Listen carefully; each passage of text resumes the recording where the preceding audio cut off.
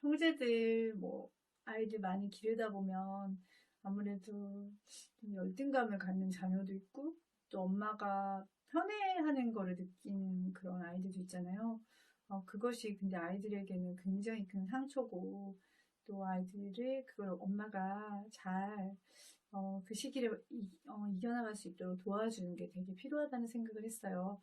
그래서 저희 같은 경우는 큰애가 좀 빨랐다고 해야 되나? 조금, 그러니까 아주 뭐 빠른 건 아닌데, 그래도 좀 이렇게 영리한 부분들이, 어떤 부분에 있어서 영리한 부분들이 있었고, 그리고 둘째 같은 경우는 좀 전체적으로 많이 느렸어요.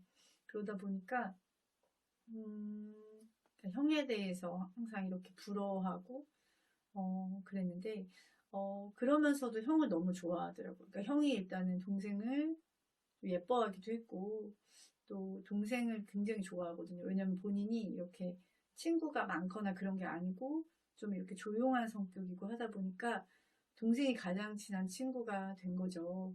그리고 둘째가 굉장히 좀 유머러스 하거든요.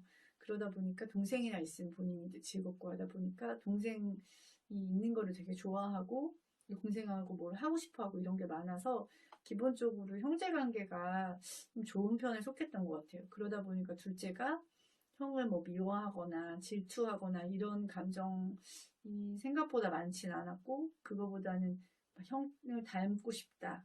나도 형처럼 이거 잘하고 싶다. 이런 식으로 많이 바뀌었던 것 같아요. 그리고 저 같은 경우도 일단은 뭐 어르신들 만나러 양가 부모님 댁에 갔을 때, 그러니까 아무래도 큰애가 이제 잘하는 게 좀 있다 보니까 칭찬을 하실 때 제가 오히려 둘째 칭찬을 많이 좀 했던 것 같아요.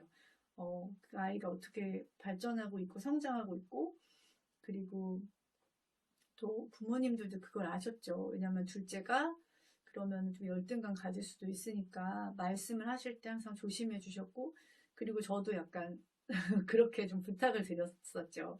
그리고 예를 들면 학원을 보낼 때 둘이 같이 보내지를 않았던 것 같아요. 예체능부터 시작해서 예를 들면 피아노도 오히려 둘째가 먼저 시작을 했고 둘째가 어느 정도 잘하게 됐을 때 그때 형이 이제 그 다른 학원을 이제 보내고 싶었는데 사정이 안 돼서 처음으로 같은 학원을 다니게 된 거예요. 그렇게 이제 한다거나 그리고 뭐 나중에 학원 보낼 때도 예를 들면 영어 학원은 그 도서관이 좋아서 둘째도 이제 넣고 싶었는데 제가 이제 그 선생님들 그 앞에서 말씀해 주신 선생님이 그 큰애 칭찬을 아무래도 많이 해주시더라고요. 그래서 둘째 칭찬을 그냥 제가 많이 했던 것 같아요. 그러니까 그 안에서 우리 둘째도 되게 많이 성장하고 있고 그리고 형을 되게 부러워하는데 둘째는 둘째만의 잘하는 분야가 있고 뭐 그런 이야기들을 그냥 자연스럽게 했던 것 같아요. 그리고 일부러 제가 학원도 다 따로 보냈다는 이야기를 좀 말씀을 드렸고 그러다 보니까 선생님들도 저의 의도를 좀 아시더라고요. 그래서 서로 이제 비교하는 건 없게 그렇게 해주셨던 것이 너무 감사했고 그래서 둘째가 그런 그늘이 좀 없어요. 그리고 둘이 이제 좋아하는 거 성향이 많이 다르다 보니까 둘째는 뭐 코딩이라든지 그리고 과학 분야에 되게 관심이 많거든요. 그래서 둘째는 둘째 잘하는 것들을 좀 밀어줘야겠다라는 생각을 했고 행복하게 둘째가 크기를 바랬어요. 물론 첫째도 그렇고 막내도 그런데 둘째가 좀 창의적이고 그런 스타일이다 보니까 너무 공부에 얽매이기보다는 둘째가 잘하는 것, 좋아하는 것들을 좀 밀어준다는 게 뭐 학원을 보내고 뭐 이런 게 아니라 시간을 허용을 해준다는 거죠. 아이가 자유 시간을 많이 갖고 자기가 하고 싶은 것들을 많이 할 수 있도록 엄마가 그냥 둔다는 거죠. 그렇게 밀어준다는 거고요. 그러다 보니까 둘째가 처음에는 이제 체스 같은 거를 해도 형이 또 너무 잘을 했어요. 그런데 둘째는 제가 가만히 보니까 얘는 포기를 모르는 애더라고요. 근데 그게 뭐 분해서 막 내가 이길 때까지 한다 이거보다는 이렇게 지는데 지면 사실 안 하고 싶잖아요.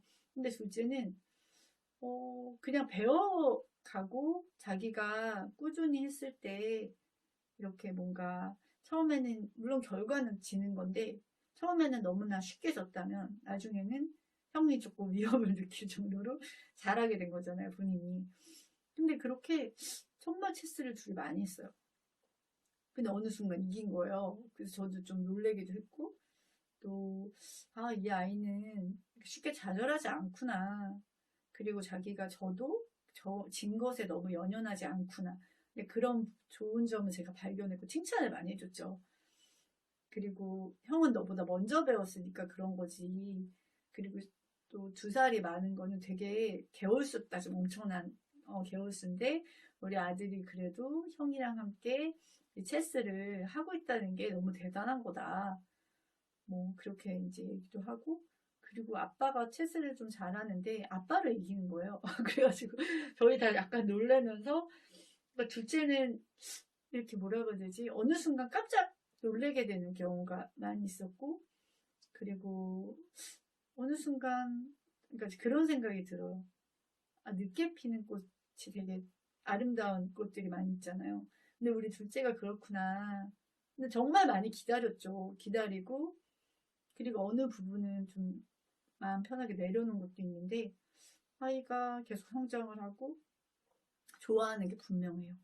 그리고 굉장히 그 부분에 있어서 진짜 시간 가는 줄 모르고 하는 부분이 있거든요. 아, 그래서 정말 얘는 좀 기대가 되더라고요. 그러니까 뭐 학교 공부 이런 거를 떠나서 아이가 정말 의욕이 있잖아요. 의욕이 있고 그리고 어떤 결과에 너무 연연하지 않고 그리고 자기가 계속 못하고 지다가 그 단계를 넘어가는 경험을 했잖아요. 체스를 통해서도 그렇고 보드게임도 그렇고 그리고 네, 그런 부분들이 저는 굉장히 멋진 아이라고 생각이 들더라고요.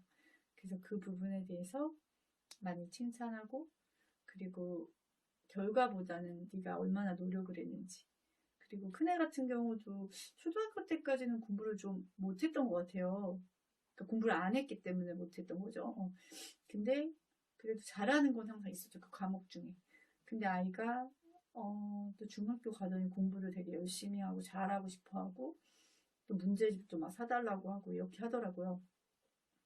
그랬을 때 아이가 뭐 성적이 작년에 되게 잘 받았어요. 그랬을 때 저 같은 경우 너무 기뻤죠. 사실 너무 기쁘고 막 자랑스럽고 근데 이제 그거를 조금 제가 마음을 약간 눌렀던 것 같아요. 물론 칭찬은 하지만 그러니까 그거를 얘기를 했어. 1년 전에 너와 지금의 네가 얼마나 많이 발전했고 그리고 엄마가 생각할 때는 너가 정말 열심히 노력을 했다. 엄마는 정말 그게 너무너무 자랑스럽고 그리고 너가 이렇게까지 성적을 받은 거는 너는 뭐 때문이라고 생각하니? 그렇게 좀 물어봤던 것 같아요. 그럼 아이가 자기는 이렇게 했었고 또 작년보다 더 열심히 공부했고 그러니까 그 이야기를 본인이 알고 있고 하고 있고 예, 그런 부분들에 대해서 칭찬을 해주는 게 굉장히 중요한 것 같아요. 그래서 아이가 뭐 못할 때도 있잖아요. 못하고 뭐 실수할 때도 있고 그랬을 때도 그것에 대해서 별로 부끄러움은 별로 없는 것 같아요. 왜냐면은 그 결과에 대해서는 제가 별로 이렇게 얘기를 안 하려고 하고 그리고 그 과정을 자꾸 얘기를 제가 하는 편이어가지고 아이가 그렇게 뭐 시험지를 감춘다거나 그런 일은 일단 없었고 그리고 좀 그렇게 그런 쪽으로는 스트레스가 별로 없었던 것 같아요.